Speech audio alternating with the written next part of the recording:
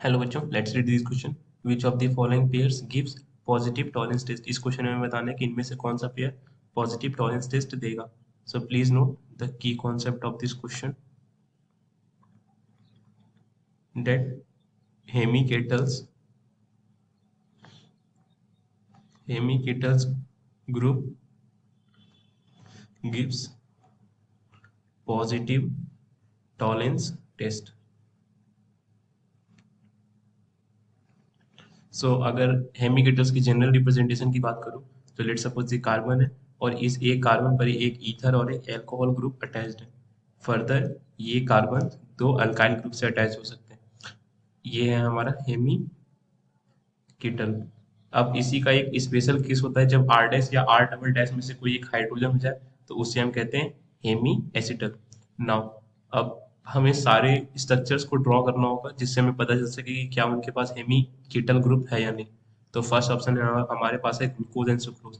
तो ग्लूकोज की बात करूं तो ग्लूकोज हमारा ऐसा है।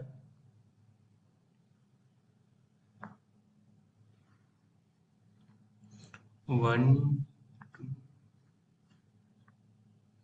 यहाँ पर ग्लूकोज में ओ एच नीचे की तरफ होता है, एच ऊपर की तरफ होता है। Again O H, H, O H, H, O H, H, H, C H two, O H. अगर इस कार्बन की हम बात करें, ये वाला कार्बन, तो इस कार्बन पर एक ईथर ग्रुप और एक एल्कोहल ग्रुप है और ये स्पेशल केस वाला हमारा बन गया। यहाँ पर हाइड्रोजन से अटैच है और एक अल्काइल ग्रुप ईथर अटैच्ड है। ये इधर अल्काइल अटैच्ड है। तो ये हमारा हो गया हेमी एसिटल। तो ये हमारा टॉलेंस टेस्ट दे देगा। ऑप्शन बी की ऑप्शन ए में दूसरा पेयर जो है वो है सुक्रोज। सुक्रोज को हम ड्रॉ कर सकते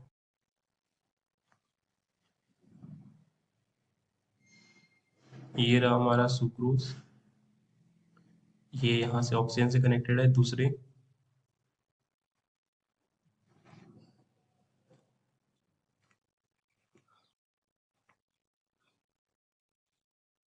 नाउ अब हम इस स्ट्रक्चर को कंप्लीट करते हैं। मैं सिंप्लिसिटी के लिए हाइड्रोजन को इसमें एमिट कर रहा हूँ।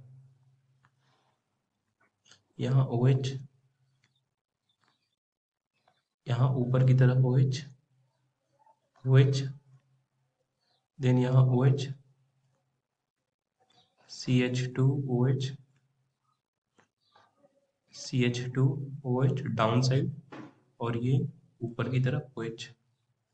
तो क्लियरली अगर हम इस कार्बन को ऑब्जर्व करें तो यहाँ इस कार्बन पर इस वाले साइड ईथर है, नीचे भी ईथर है, और इसके अलावा एक अल्काइल ग्रुप और एक हाइड्रोजन है। तो ये तो नहीं देगा क्योंकि दो ईथर ग्रुप है इस कार्बन पर भी, एक ईथर और तीन, दो अल्काइल और एक हाइड्रोजन। तो ये भी नहीं देगा।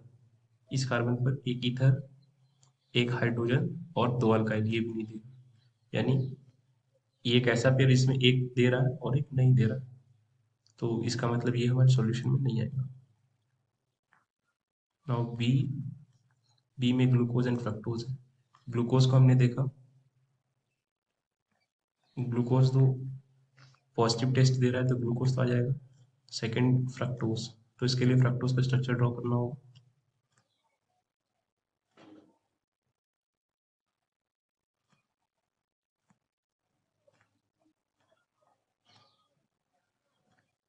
तो फ्रक्टोज में ओ एच ऊपर की तरफ, C H two O H, then O H नीचे,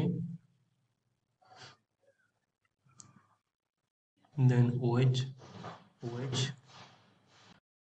and C H two O H.